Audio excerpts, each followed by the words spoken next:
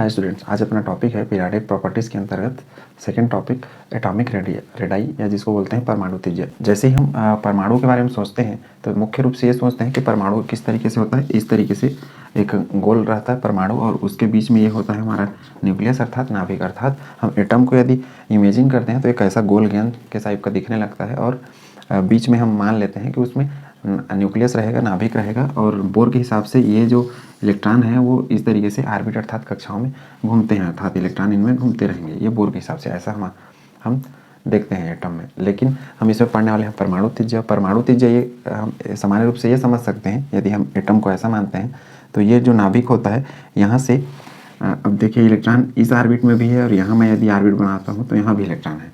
तो हम इस नाभिक से अर्थात इस न्यूक्लियस से जो सबसे अंतिम इलेक्ट्रॉन जिस ऑर्बिट में चला रहेगा, अर्थात देखिए तीनों में इलेक्ट्रॉन है, तो हम ये जो अंतिम लास्ट ऑर्बिट है अर्थात अंतिम कक्षा है, यहाँ तक की जो दूरी है इसको बोलेंगे परमाणु त्रिज्या अर्थात एटॉमिक रेडाई।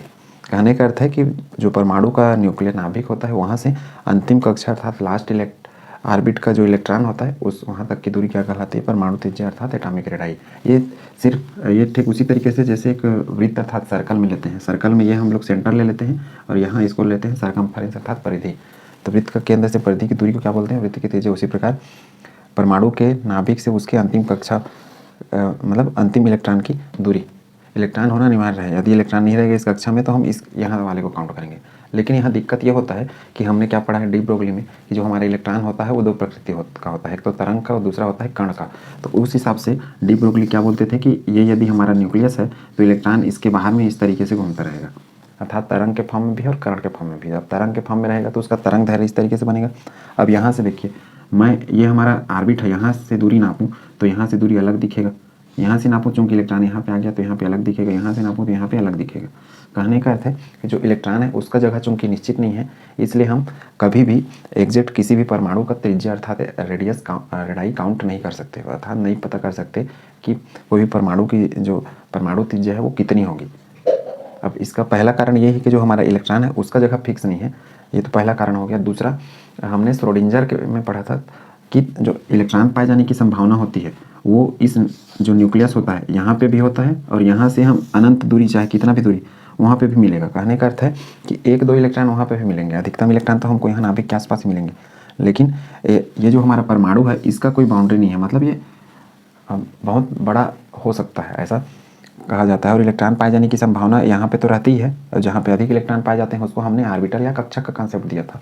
लेकिन इलेक्ट्रॉन पाए जाने की जो प्रोबेबिलिटी है अर्थात संभावना है वो इस नाभिक से अनंत दूरी अर्थात इन्फाइनाइट डिस्टेंस पर भी हो सकता है। तो इस वजह से यदि यहाँ तक का नापें दूरी तो ये अलग हो जाएगा और यहाँ तक का दूरी नापें तो ये अलग हो जाएगा। इस वजह से किसी भी परमाणु का परमाणु त्रिज्या निकालना एक प्रकार से सही परमाणु त्रिज्या निकालना संभव नहीं है। दूसरा कारण हो गया कि हम मान लो मैं कोई तत्व लेता हूँ, तो हमने पढ़ा है पहले लेसन में कि एक तत्व जो होता है उसमें कितने की संख्या में 6.022 × 10⁻23 जिसको हम एवोगैड्रो संख्या बोलते थे, इतना परमाणु पाया जाता है। तो जो तत्व हमारा होता है उसमें से एक सिंगल परमाणु को निकालना संभव नहीं है। हम मानते हैं कि एक तत्व रहता है उसमें इतने संख्या में परमाणु पाए जाते हैं, लेकिन इसमें से चूँकि जब हम सिंगल परमाणु निकाल लेंगे किसी तत्व से तो सिंगल परमाणु निकालेंगे तभी हम निकाल पाएंगे परमाणु त्रिज्या अर्थात एटॉमिक रेडाई। अब चूँकि सिंगल परमाणु ही निकालना बहुत कठिन रहता है, इस वजह से परमाणु त्रिज्या भी निकालना क्या हो जाता है? कठिन हो जाता है।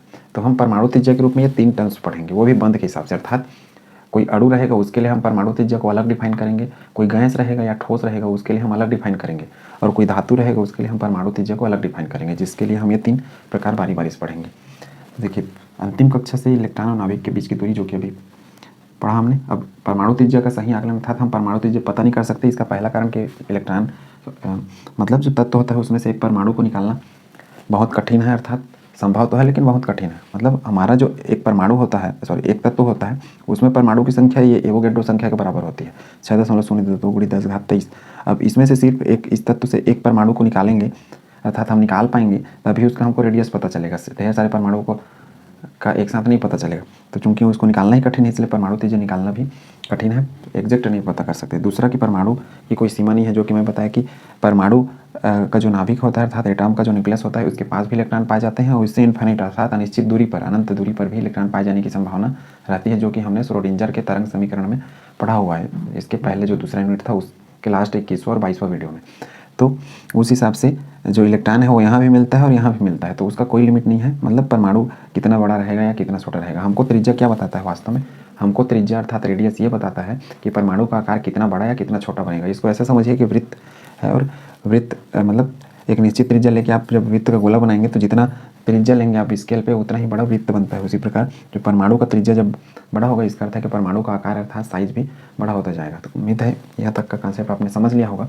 अब हम परमाणु के त्रिज्या को डिफाइन करने वाले हैं, 3 टर्म्स पढ़ रहे हैं। अर्थात परमाणु के त्रिज्या को हम इस तरीके से समझने के लिए बोल सकते हैं कि यहाँ से ये अंतिम कक्षा में जो इलेक्ट्रॉन रहता है उसकी तो ही परमाणु त्रिज्या कहलाती है, लेकिन ये सही नहीं है क्योंकि हमारा जो इलेक्ट्रॉन है उसका पोजीशन कभी अंदर कभी बाहर इस तरीके से है, मतलब एग्जैक्ट नहीं है उसका स्थिति हाइजेनबर्ग के हिसाब से, और श्रोडिंगर के हिसाब से भी जो हमारा परमाणु है उसका कोई लिमिट नहीं है। मतलब परमाणु के छोटे मतलब परमाणु के आसपास भी इलेक्ट्रॉन होते हैं, उससे निश्चित दूरी पर भी इलेक्ट्रॉन पाए जाने की संभावना रहती है। तो इस वजह से परमाणु त्रिज्या निकालना गड़बड़ हो जाता है। तो इसके लिए हम सहसंयोजक त्रिज्या पढ़ेंगे, धात्विक त्रिज्या और वान डेर वाल त्रिज्या। पहला इसमें सहसंयोजक त्रिज्या जिसको बोलते हैं कोवेलेंट रेडियस, यह उपयोग किया जाता है अधातु के लिए जिसको नॉन मेटल बोलते हैं। आवर्त सारणी में जो आवर्त सारणी जब हम बनाते हैं इस तरीके से, तो इस साइड पे जो ये अलग से बनते हैं, इस साइड का एरिया पूरा जो पी ब्लॉक का हिस्सा है वो लगभग अधातु वाले हैं, तो उसके लिए ये कोवेलेंट रेडियस उपयोग किया जाता है। अब यहाँ पे एक शब्द आया है सहसंयोजक। सह का अर्थ होता है साथ और संयोजक का होता है जुड़ा हुआ। कहने का अर्थ है कि जब कोई दो परमाणु आपस में इस तरीके से इलेक्ट्रॉनों का पार्टनरशिप करके आपस में जुड़ जाएंगे उसको बोल रहे हैं सहसंयोजक। अर्थात कोई भी जब परमाणु आपस में जुड़ेंगे, जैसे एक परमाणु ये हो गया दूसरा परमाणु ये, तो दोनों परमाणु एक एक इलेक्ट्रॉन अपना यहाँ पे रखेंगे बीच में, उसके बाद इनके बीच में जो बॉन्ड बन जाएगा अर्थात जिसको बंध बोलते हैं, और बंध बनने के बाद जब वो आपस में ऐसे जुड़ेंगे तो इनको कहा जाता है सहसंयोजक, और जो बंध होता है उसको कहा जाता है सहसंयोजक बंध। तो इसमें हम ये त्रिज्या कैलकुलेट कर रहे हैं। अब सहसंयोजक त्रिज्या किसको कहते हैं कि सिंगल कोवेलेंट बॉन्ड से जुड़े दो समान परमाणुओं के नाभिकों के बीच की दूरी, अर्थात दो एक समान जो एटम है वो आपस में जुड़कर ऐसा कोई परमाणु बना लें, तो इन एक परमाणु का ये नाभिक और दूसरे परमाणु का ये नाभिक, अर्थात दो न्यूक्लियस के बीच का ये दूरी है उसको यदि आधा कर ले, अर्थात इसका आधा कितना होगा, इसका आधा मतलब सिर्फ ये इतना पोर्शन इस लाइन का, तो उस आधे को ही मैं बोल रहा हूँ सहसंयोजक त्रिज्या अर्थात कोवेलेंट रेडियस। तो उम्मीद करता हूँ यहाँ तक आपने समझ लिया होगा। देखिए हमने दो परमाणु लिया, दोनों परमाणु एक समान लिया, जैसे इस टाइप के केस किस में बनेंगे, हाइड्रोजन Cl2 F2 इस टाइप के में, या फिर हो ये मतलब ये जो अधातु है उनके केस में जो ऐसे बॉन्ड बनाएंगे H2Cl2।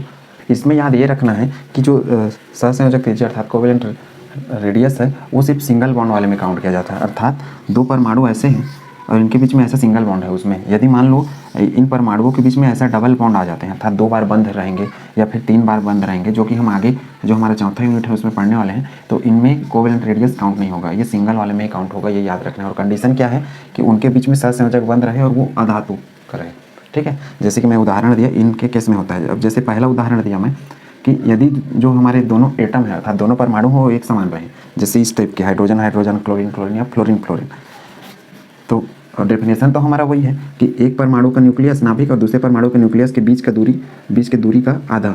अब इसको चूंकि कोवेलेंट है तो कोवेलेंट का अंग्रेजी का सी, आर सी, रेडियस को आर से दिखाते हैं इसलिए आर, और distance between A and A, D का ए एंड ए का अर्थ है कि एक परमाणु का नाभिक और ये वाला ए परमाणु का नाभिक, ए से ए तक का दूरी जिसको मैं बता रहा हूँ डी, वही डी है ये बट्टा 2, अर्थात ये जो दूरी है इसका हम जब आधा करेंगे तब उसको हम बोल रहे हैं कोवेलेंट रेडियस अर्थात सहसंयोजक त्रिज्या। अब ये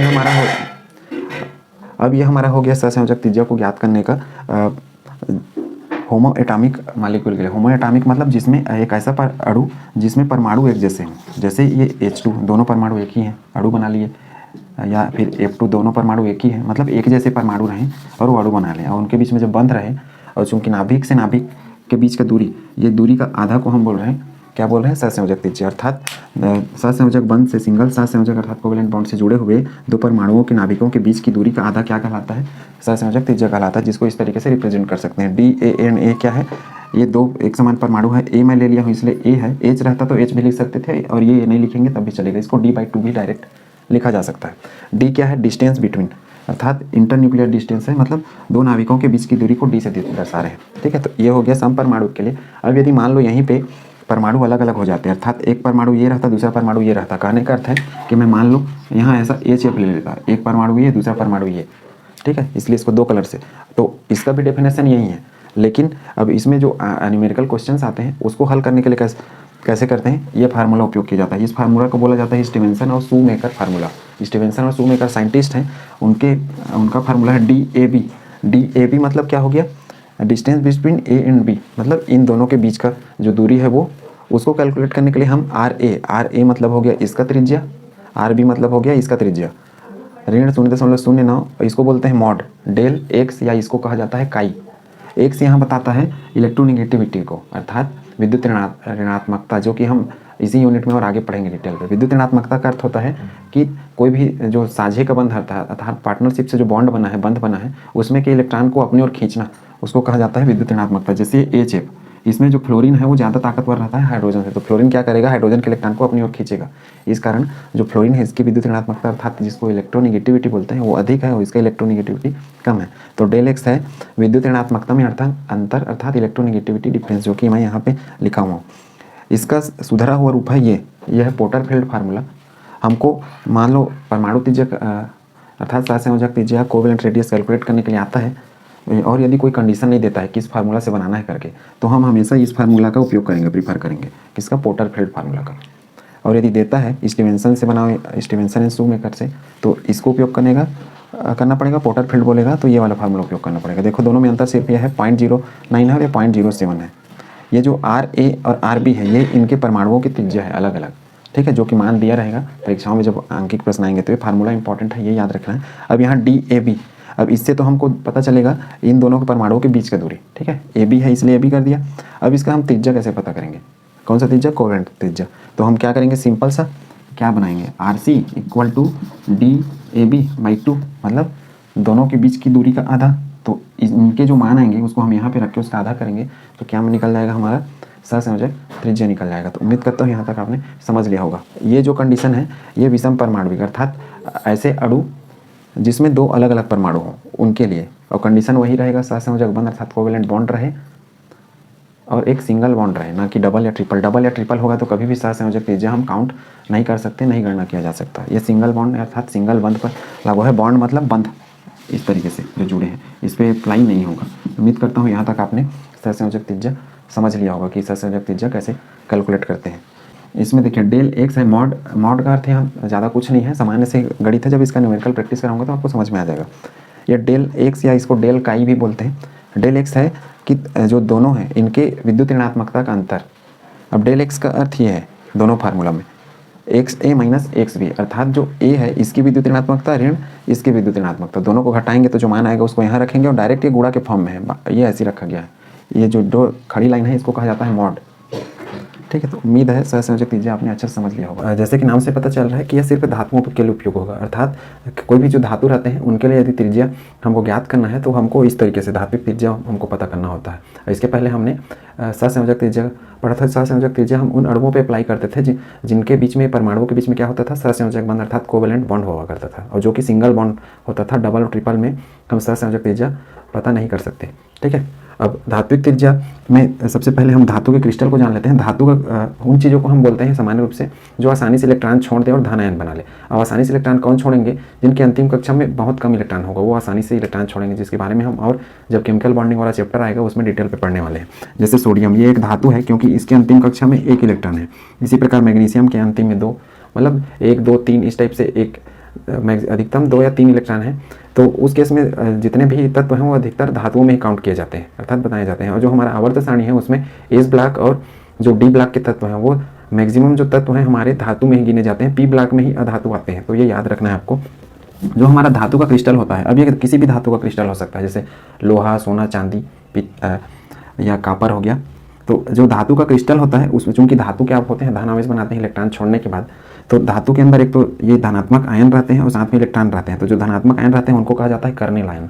तो धात्विक त्रिज्या हम कैसे किसको कहते हैं, उसके लिए डेफिनेशन ये है कि कोई भी जो धातुक क्रिस्टल रहेगा, देखिए किसी धातु क्रिस्टल में 2 पास पास स्थित, पास पास मतलब जो सबसे नज़दीक रहेंगे, जैसे मैं इसको और इसको एक साथ नहीं ले सकता, इन 2 पास वाले को या फिर इन दोनों को ऐसा, मतलब दूर वाले को नहीं लेना है, जो नज़दीकी प्लस प्लस वाले हैं उनको लेना है। पास पास स्थित परमाणुओं के नाभिक के बीच की दूरी का आधा, डेफिनेशन सेम है। इसके पहले हमने सहसंयोजक त्रिज्या में पढ़ा था, उसमें सहसंयोजक बंद रहता था और दोनों के बीच का दूरी नाभिक का ही नापते थे और वो आधा ले लेते थे, वो सहसंयोजक त्रिज्या कहलाता था। इसमें ऐसा नहीं है, ये धातु के केस में धातु का जो क्रिस्टल रहेगा उसमें से कोई भी दो परमाणु लेना है, नज़दीकी परमाणु। जैसे मैं इन दोनों को ले लिया, कोई भी दो ले सकते हैं, इन दोनों को या इन दोनों को, दूर वाले को नहीं लेना है। तो सबसे नज़दीकी जो परमाणु रहेगा, चूंकि इनके बीच में कोई बंध नहीं है, दूर दूर है, तो ये दूर दूर। अब ये जो मैं ऐसा बनाया हूँ एक प्रकार से धात्विक बंध का काम करेगा। इसमें क्या पाया जाएगा? धात्विक बंध पाया जाएगा। जैसे उसमें सहसंयोजक बंध पाया जाता था वैसे इसको मेटालिक बॉन्ड या धात्विक बंध भी रहेगा।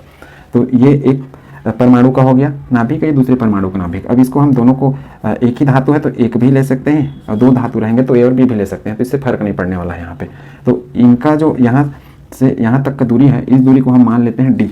तो ये हो जाएगा किसका? दो परमाणुओं के नाभिक के बीच की दूरी। तो इस हिसाब से जो हमारा मेटालिक है, आर मेटालिक, अर्थात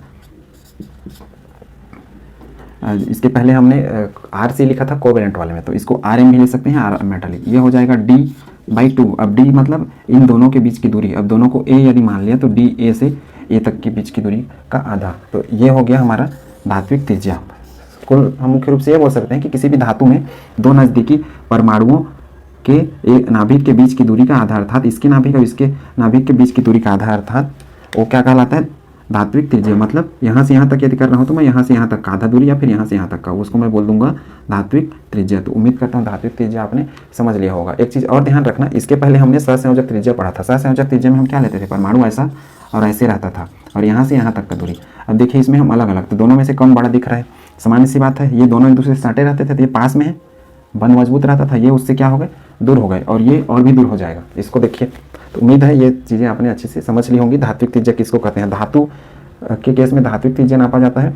धात्विक त्रिज्या मतलब किसी भी धातु क्रिस्टल, मतलब ये जो क्रिस्टल है इसमें दो नज़दीक के परमाणु जो पास पास रहते हैं, कोई भी परमाणु ले सकते हैं, नज़दीक के होने चाहिए एक दूसरे से।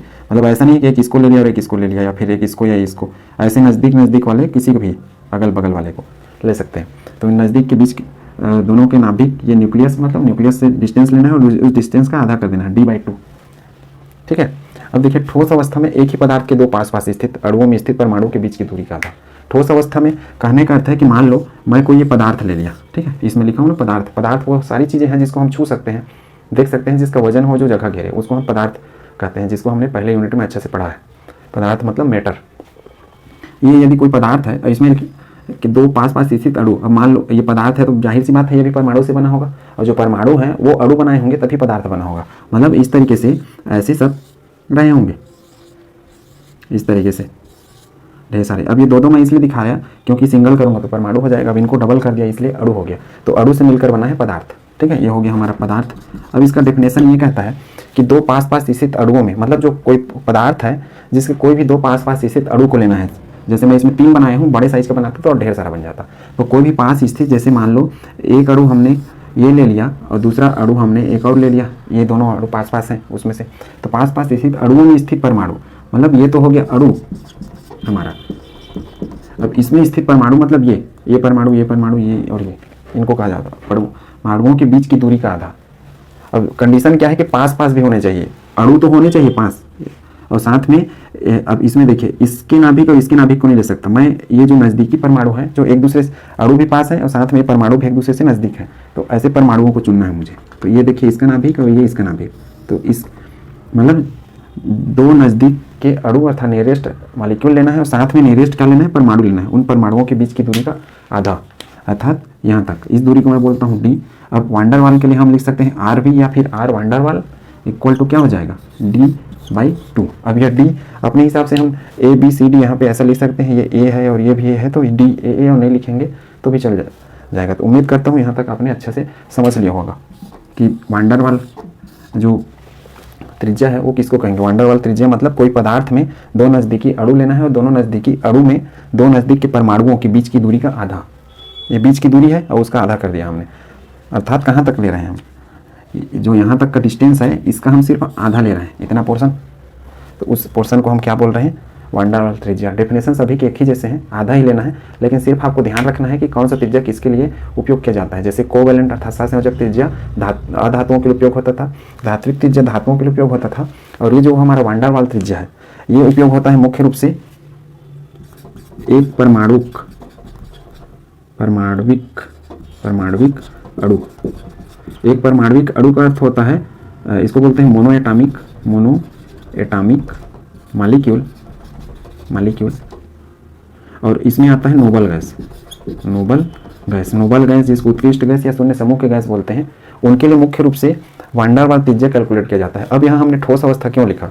अब ठोस अवस्था इसलिए लिखा क्योंकि वान डेर वाल त्रिज्या मुख्य रूप से ठोस के लिए लिखा जाता है, लेकिन जो आखिरी शून्य समूह वाले तत्व हैं वो सब के सब गैस हैं और उनके लिए वान डेर वाल त्रिज्या कैलकुलेट किया जाता है। क्यों कैलकुलेट किया जाता है? क्योंकि गैस है और गैस के अणु क्या होते हैं, ठोस की अपेक्षा दूर दूर होते हैं।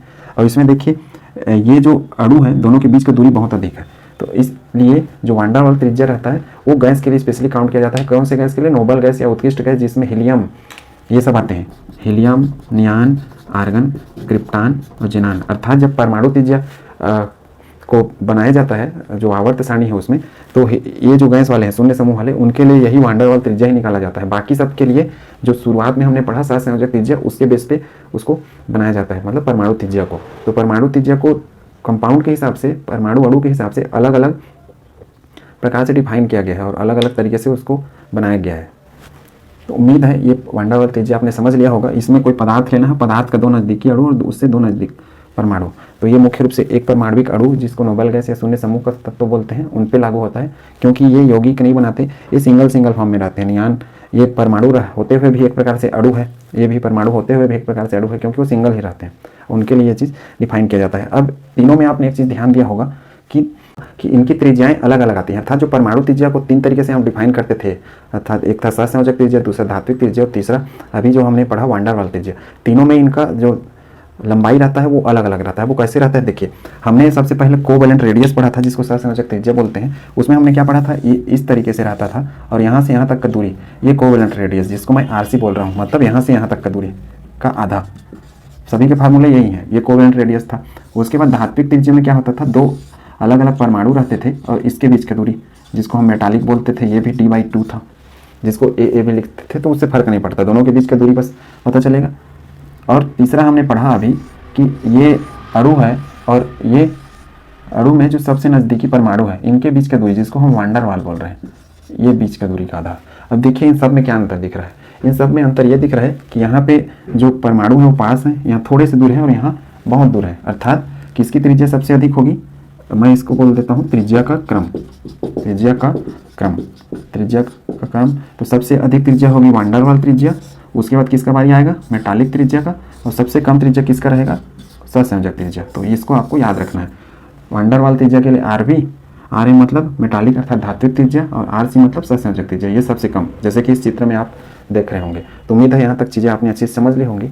अब हम पढ़ते हैं कि कौन कौन से फैक्टर हैं जो हमारा जो परमाणु त्रिज्या होता है उसको प्रभावित करते हैं, अर्थात परमाणु त्रिज्या को कौन कौन से कारक हैं जो बढ़ा देते हैं या घटा देते हैं। सबसे पहले प्रभावी नाभिकीय आवेश, जिसके लिए हमने पहला प्रॉपर्टीज पढ़ा हुआ था, प्रभावी नाभिकीय आवेश, वहाँ पे आपने डिटेल पढ़ा हुआ है। इसका हमने फार्मूला भी लिखा था, Z effective equal to Z minus sigma. Sigma प्रतिकर्षण को बताता था और जेड आकर्षण को बताता था। अब देखिए जेड इफेक्टिव का मान बढ़ते जाएगा, इसका अर्थ है कि आर जो जिसको बोलते हैं हम लोग परमाणु त्रिज्या, उसका मान घटते जाएगा। इनका रिलेशनशिप ऐसा है। अब ये ऐसा मैं क्यों किया, अब ऐसा इसलिए किया क्योंकि हम जैसे जैसे देखिए लिथियम परमाणु क्रमांक 3, बेरिलियम परमाणु क्रमांक 4, बोरान 5, कार्बन 6, नाइट्रोजन 7, ऑक्सीजन 8। अब मैं ऐसे चल रहा हूँ इस तरीके से, जैसे जैसे मैं लेफ्ट से राइट जाऊँ, लेफ्ट मतलब ये हमारा लेफ्ट बायां साइड और ये हमारा दायां साइड, लेफ्ट से राइट जब जैसे जैसे जाते जाएंगे क्या होगा, ये जो परमाणु क्रमांक है एक एक की संख्या बढ़ रहा है, एक एक की संख्या बढ़ रहा है, अर्थात जो नाभिकीय आवेश है उनकी संख्या लगातार बढ़ रही है। अब बढ़ने से क्या होगा, इसको यदि हम ऑर्बिट के रूप में लिखें तो 2 और 1, इसको 2 और 2, इसको 2 और 3, इसको 2 और 4, इसको 2 और 5, इसको 2 और 6। अब देखिए लगातार इलेक्ट्रॉन बढ़ रहे हैं। लगातार इलेक्ट्रॉन बढ़ने से क्या हो रहा है, जो प्रभावी नाभिकीय आवेश है वो बढ़ जाता है। तो शुरुआत में आकार ऐसा रहता है बड़ा, लेकिन ये धीरे धीरे ऐसा सिकुड़ते जाता है। ठीक है, तो उम्मीद करता हूँ कि ये चीज़ आपने समझ लिया होगा। जैसे जैसे हम बाएं से दाएं जाते जाएंगे, जैसे जैसे परमाणु क्रमांक एक एक बढ़ते जाएगा, अर्थात तो नाभिकीय आवेश भी उसका बढ़ते जा रहा है। बढ़ते जाने से परमाणु का आकार बड़ा से क्या हो रहा है, धीरे धीरे सिकुड़ रहा है। क्यों सिकुड़ रहा है, क्योंकि हमारा जो परमाणु है इसके नाभिक अर्थात न्यूक्लियस में प्रोटॉन की संख्या लगातार बढ़ रही है। ये देखिए इसमें 1 है, इसमें 2, इसमें 3, इसमें 4, इसमें 5, इसमें 6, तो ये अंदर में कंटिन्यू बढ़ते जा रहा है, इसलिए वो ज़्यादा आकर्षण दिखा रहा है, जिससे परमाणु का आकार धीरे धीरे क्या हो रहा है, सिकुड़ रहा है। ठीक, तो उम्मीद करता हूँ यहाँ तक आपने समझ लिया होगा कि जैसे जैसे जेड इफेक्टिव अर्थात प्रभावी नाभिकीय आवेश बढ़ेगा, त्रिज्या का मान क्या होगा, छोटा हो जाएगा। सिकुड़ने का अर्थ यह है। दूसरा है कक्षा या कोष की संख्या।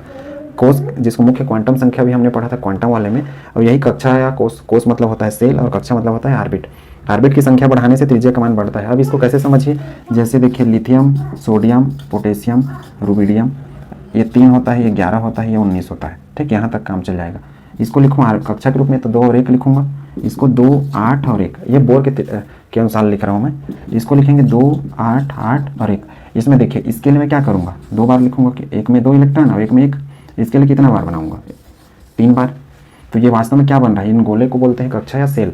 तो जैसे जैसे हम ऊपर से नीचे आते हैं ऐसे, मतलब लिथियम, सोडियम, पोटेशियम, अब इसमें देखिए 4 बन गया। तो सामान्य सी बात है, आपको दिख रहा होगा कि कितना बड़ा हो गया हमारा परमाणु। पहले इतना था, यहाँ से देखिए अंदर नाभिक से इसके अंतिम कक्षा की दूरी या इलेक्ट्रॉन की दूरी क्या कहलाती है, परमाणु त्रिज्या। अब इसमें देखिए ये बड़ा हो गया, इसमें और बहुत बड़ा हो गया।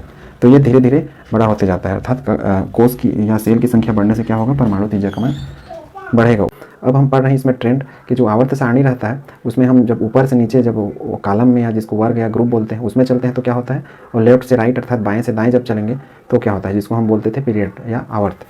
देखिए सबसे पहले आवर्त सारणी में परमाणु त्रिज्या का परिवर्तन या प्रवृत्ति को अंग्रेजी में ट्रेंड कहते हैं। तो variation are trends of atomic radius in periodic table. आवर्त सारणी का सबसे पहले हम देख लेते हैं कि आवर्त सारणी हमारा इस टाइप से बना रहता है और इस तरीके से छोटा सा बना रहता है और ऐसे रहता है। अब इसमें मैं ये चीज़ इसलिए बताया, ये नीचे वाला हमारा ए ब्लॉक का, ये हम जो ऐसे खड़ी चलेंगे तो मैं इसको बोलूँगा ऊपर से नीचे अर्थात वर्ग के लिए चलेंगे। और जब ये हमारा देखिए ये वाला हो गया राइट वाला हिस्सा और इधर का हो गया हमारा लेफ्ट वाला हिस्सा अर्थात बायां साइड। तो इधर से हम ऐसे जब चलना स्टार्ट करेंगे इस तरीके से, तब हम उसको बोलेंगे आवर्त। और हम इसको इसी वे से ही पढ़ेंगे क्योंकि इसी वे से ही तैयार करना है इसको। और जब इस तरीके से जब सीख जाएंगे तो हम इसका उल्टा तरीका भी सीखने लगेंगे। सबसे पहले देखिए आवर्त में जब लेफ्ट से राइट मतलब यहाँ से, जैसे मैं मान लूँ यहाँ पे होता है हाइड्रोजन, इसके नीचे होता है लिथियम और लिथियम के बगल में क्या होता है, लिथियम के बगल में होता है बेरिलियम, उसके इस साइड पे होता है बोरान, बोरान के बाद आता है कार्बन, नाइट्रोजन, ऑक्सीजन, फ्लोरीन, इस तरीके से। ठीक, तो ये लेफ्ट से राइट मतलब बाएं से दाएं चल रहे हैं हम आवर्त सारणी में। तो इसमें क्या होगा, बाएं से दाएं जब चलेंगे हम आवर्त में तो बाएं से दाएं जाने पर परमाणु त्रिज्या हमेशा कम होता है। अर्थात ये लिथियम के लिए यदि हमारा साइज इतना बड़ा है तो फ्लोरीन तक आते आते वो साइज इतना छोटा हो जाता है। अब ऐसा क्यों होता है, ऐसा इसलिए होता है क्योंकि हमारा जो ऑर्बिट रहता है, ऑर्बिट अर्थात कक्षा जिसको सेल कहते हैं, वो निश्चित रहता है। जैसे लिथियम के लिए मैं लिखूँ, यहाँ पे नीचे लिख रहा हूँ, लिथियम परमाणु क्रमांक 3 होता है तो इसका यदि ऑर्बिट के रूप में लिखूँ तो 2 1 लिख सकता हूँ। बेरिलियम का होता है 4 तो 2 और 2। तो देखिए हम अभी दूसरा ही ऑर्बिट में चल रहे हैं। उसके बाद इसके बाद देखते हैं बोरान का, बोरान में 5 होता है तो 2 और 3, बोरान के बाद कार्बन 2 और 4, ये देखिए इसमें 4।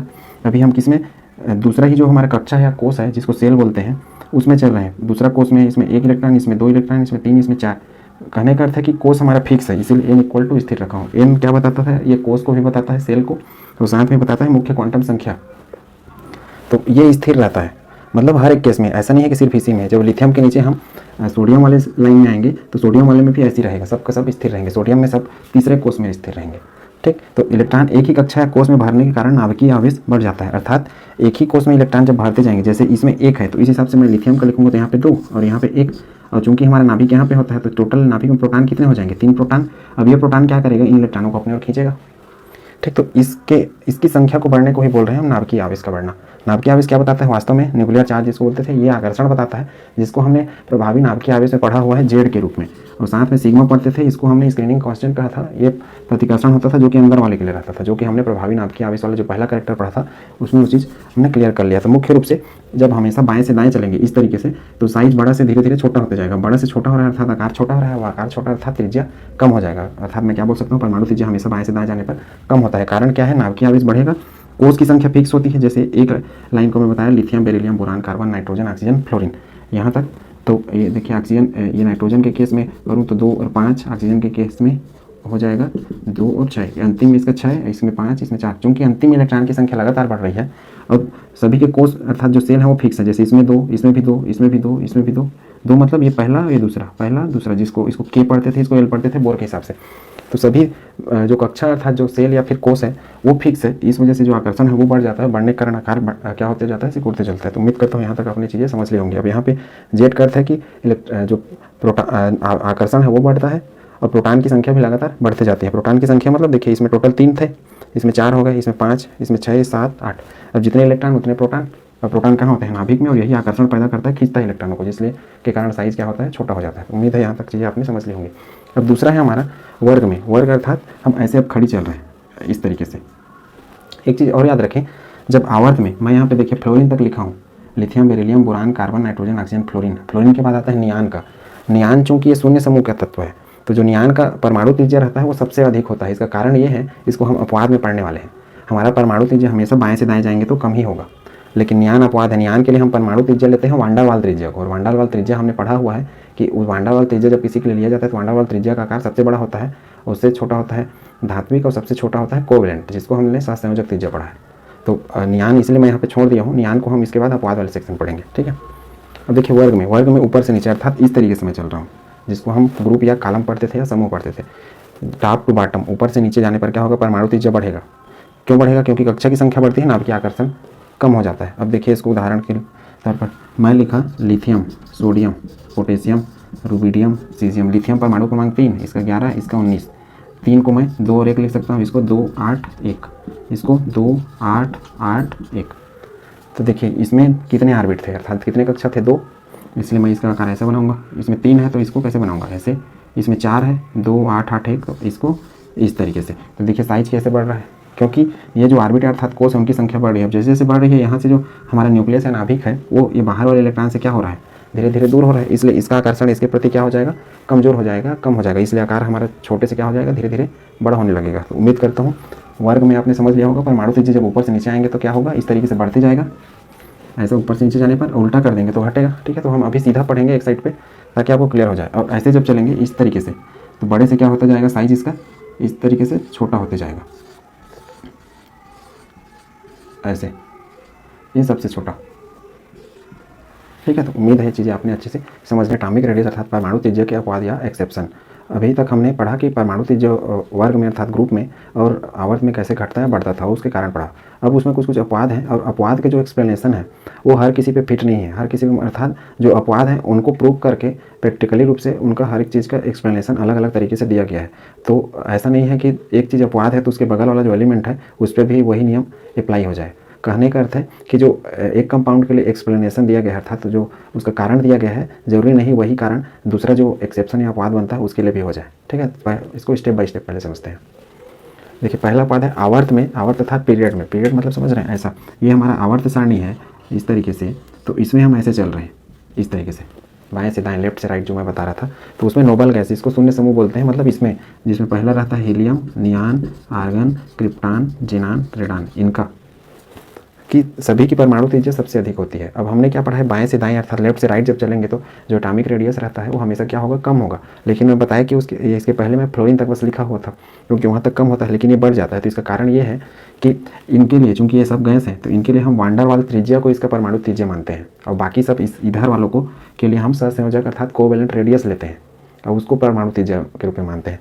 तो जब इधर वाले के लिए सबके लिए कोवेलेंट त्रिज्या लेते हैं तो हमने पढ़ा है कि जो सहसंयोजक त्रिज्या होता है उसका आकार सबसे छोटा होता है, और जो वान डेर वाल त्रिज्या होता है उसका आकार क्या होता है, सबसे बड़ा। इस कारण क्या होता है, जो ये रहते हैं शून्य समूह वाले, जिसको नोबल गैस या उत्कृष्ट गैस या फिर इनर्ट गैस वाला समूह भी बोलते हैं, तो इनकी जो त्रिज्याएं होती हैं वो इनकी अपेक्षा अधिक दिखती है। कारण यह है कि इनके लिए वान डेर वाल त्रिज्या ले लेते हैं और इनके लिए लेते हैं सहसंयोजक त्रिज्या, कोवेलेंट त्रिज्या, और कोवेलेंट रेडियस सबसे छोटा लिया जाता है।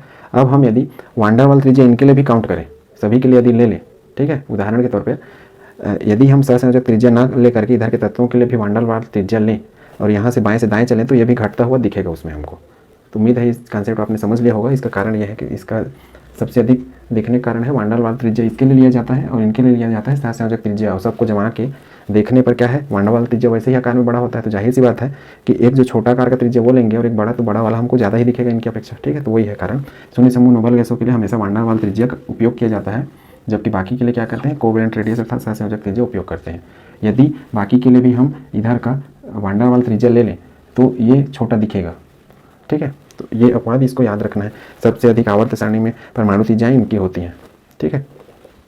दूसरा है गैलियम का जो एटॉमिक रेडियस है वो एल्युमिनियम की अपेक्षा कम दिखता है। इसका कारण क्या है, अब गैलियम कहाँ पर मिलता है हमको, जब हम आवर्त सारणी पढ़ते हैं तो बोरान के नीचे आता है एल्युमिनियम और एल्युमिनियम के नीचे आता है गैलियम। इसका होता है 13, इसका होता है 5 और इसका होता है 31। तो परमाणु क्रमांक 31 वाला ये खड़ी। अब हमने क्या पढ़ा है, वर्ग में अर्थात ग्रुप में ऊपर से नीचे जाएंगे तो हमेशा बड़ा होगा साइज, तो उस हिसाब से क्या होगा, एल्युमिनियम से बड़ा किसका आकार होना चाहिए, गैलियम का। लेकिन होता क्या है गैलियम का साइज़ थोड़ा सा छोटा रहता है किससे, एल्युमिनियम से। अब इसका कारण क्या है, इसका एक्सप्लेनेशन क्या दिया गया है, क्योंकि ये जो अपवाद है इनको वैज्ञानिकों ने प्रूव करके प्रैक्टिकली प्रूव किया हुआ है और सभी के लिए अलग अलग वर्णन किया है। अब गैलियम के बगल में जो इस समूह में तत्व आएगा उस पर इसका जो हम एक्सप्लेनेशन दे रहे हैं वो लागू नहीं होगा, ये याद रखना है। इसके लिए अलग एक्सप्लेनेशन रहेगा और इसके बगल में कोई यदि अपवाद आ जाता है तो उसके लिए अलग तरीके से वर्णन होगा, ठीक है। तो गैलियम के आकार का इसकी अपेक्षा बड़ा होना चाहिए, लेकिन ये हो जाता है छोटा। छोटा होने के कारण ये देखिए यहाँ मैं लिखा हूँ इसका इलेक्ट्रॉनिक विन्यास इस तरीके से लिखेंगे, एल्युमिनियम का 13, गैलियम का इस तरीके से। तो गैलियम में 3d10 4p1 बनता है।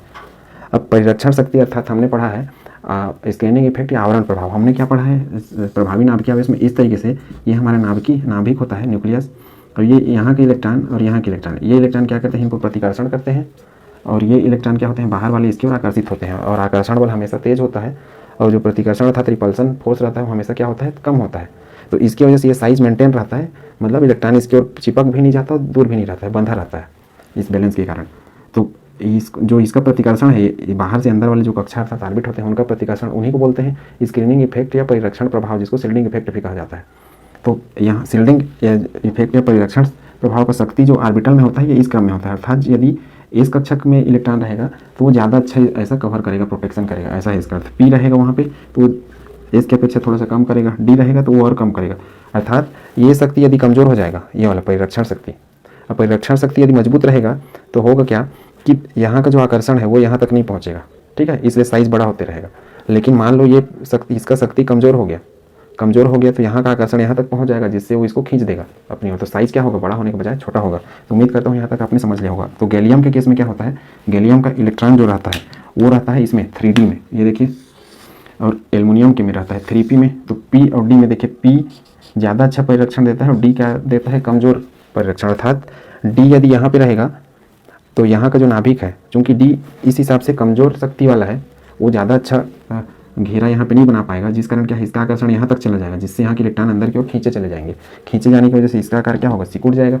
अब P की यदि मैं बात करूँ, यदि यहाँ पे P रहेगा तो देखिए P इसके अपेक्षा ज़्यादा ताकतवर है, सामने है, तो P यदि रहेगा तो इसका जो आकर्षण है इसके प्रति कमज़ोर रहेगा और इसका साइज़ क्या होगा, थोड़ा सा बड़ा हो जाएगा। तो उम्मीद करता हूँ ये चीज़ आपने अच्छे से समझ लिया होगा, क्यों गैलियम का साइज़ थोड़ा छोटा हो जाता है, एल्युमिनियम का क्यों बड़ा रहता है, ठीक है। परिरक्षण प्रभाव के लिए इसके लिए अलग वीडियो बना हुआ है, इफेक्टिव न्यूक्लियर चार्ज अर्थात नाभिकीय आवेश नाम से, प्रभावी नाभिकीय आवेश शील्डिंग इफेक्ट नाम से, तो उसको जरूर देख लें। 3D सीरीज़ का अर्थ होता है यहाँ से जो इसके स्कैंडियम, टाइटेनियम, वेनेडियम, क्रोमियम, इसके बाद क्या आता है, manganese, iron, cobalt, nickel, copper, zinc, इनमें सब में 3D में इलेक्ट्रॉन रहते हैं। इसमें इसका 21 होता है 3D1, इसका 3D2 बनता है, ये 3D3 बनाता है, ये अपवाद होता है तो 3D5 बनाता है। अपवाद मतलब एक्सेप्शन दिखाता है किससे, आप बाउस, इसलिए 3D5, ये भी 3D5, 3D6, इसलिए इनको पूरा सभी 10 एलिमेंट को क्या बोलते हैं, 3D श्रेणी। अब इसमें होता क्या है कि हम जब बाएं से दाएं चलते हैं इस तरीके से, तो हमने क्या पढ़ा है, आवर्त में अर्थात पीरियड में जब लेफ्ट से राइट ऐसे चलेंगे तो साइज़ क्या होगा, हमेशा छोटा होना चाहिए। लेकिन इसमें होता क्या है, देखिए 3D श्रेणी की त्रिज्या का बढ़ना, स्कैंडियम से जिंक तक जाते हैं तो शुरू में क्या होता है, शुरू में तो धीरे धीरे यहाँ तक कम हो जाता है, क्रोमियम, मैग्नीज तक, लेकिन इधर धीरे धीरे उसका साइज़ बढ़ना शुरू कर देता है। अब इसका कारण है, इसका कारण ये है कि n-1d के इलेक्ट्रॉन का आवरण प्रभाव अधिक हो जाना। आवरण प्रभाव अधिक हो जाना का अर्थ है कि जब एक का देखिए, मैं स्कैंडियम का लिख के दिखा रहा हूँ, scandium 21, 1s², 2s², 2p6, 3s², 3p6, 3d1, 4s2, ठीक है। ये हो गया हमारा अंतिम, और उसके पहले का और ये 2, 8, 9 और ये 2, ठीक है। अब देखिए ये 2 वाला, ये 8 वाला, ये 9 और ये 2 इलेक्ट्रॉन यहाँ 9 इलेक्ट्रॉन, यहाँ 8, यहाँ 2, और ये हो गया हमारा न्यूक्लियस अर्थात नाभिक। अब क्या होगा, यहाँ इसमें कौन से हैं, ये वाले हैं, डी वाले भी हैं, डी वाले, ये क्या करेंगे, इनको प्रतिकर्षित करेंगे, लेकिन यहाँ के इलेक्ट्रॉन कहाँ, इसके द्वारा आकर्षित है, ठीक है। अब होता क्या है शुरू में कि इसका जो प्रतिकर्षण रहता है डी का, ये हो जाता है शुरुआत में कमज़ोर, क्योंकि शुरुआत में कम इलेक्ट्रॉन रहते हैं इसके पास, कम मतलब जैसे स्कैंडियम के केस में 1 इलेक्ट्रॉन है, इसके में 2, इसके में 3, और यहाँ पे 5 हो गया, तो यहाँ पे 5, मतलब शुरू में 4-5 इलेक्ट्रॉन रहेंगे इसमें, धीरे धीरे बारी से भरते जाएगा।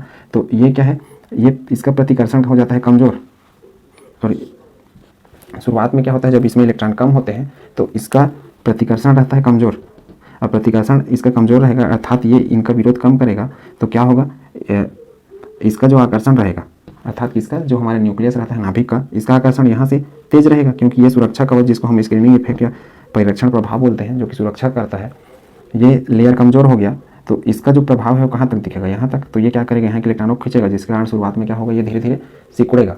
लेकिन जैसे जैसे डी में, इस डी में 6 इलेक्ट्रॉन, 7 इलेक्ट्रॉन, 8 इलेक्ट्रॉन हो जाएंगे, तो ये डी वाला क्या करेगा, इस एस वाले से, ये डी वाला ताकतवर हो जाएगा और ये एस वाले इलेक्ट्रॉनों को सबको बाहर फेंकेगा। एस वाला का अर्थ है ये 4s, जिसको मैं एन एस लिखा हूँ, ये 4s वाला।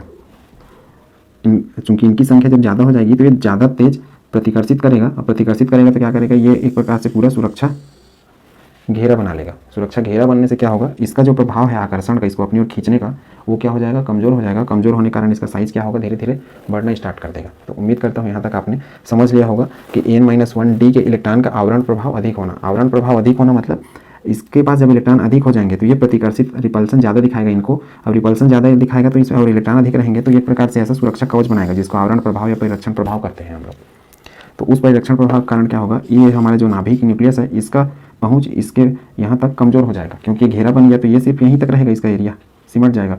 अब इसका यहाँ तक पहुंच कमज़ोर हो जाएगा तो जो ये अपनी ओर खींचता था वो ताकत क्या हो गया, इसका कमज़ोर हो गया। तो अब इसका प्रतिकर्षण बढ़ गया तो क्या करेगा, वो ऐसा फैला देगा कोई भी, ठीक है। तो इस कारण इसका जो श्रेणी का त्रिज्या अर्थात रेडियस है वो क्या होगा, बढ़ने लगेगा। तो उम्मीद है ये चीज़ आपने अच्छे से समझ लिया होगा। आज के लिए बस इतना ही। नेक्स्ट हम वीडियो में पढ़ेंगे आयनिक त्रिज्या अर्थात आयनिक रेडियस, और उसके बाद हम लोग पढ़ेंगे आयोनाइजेशन एनर्जी।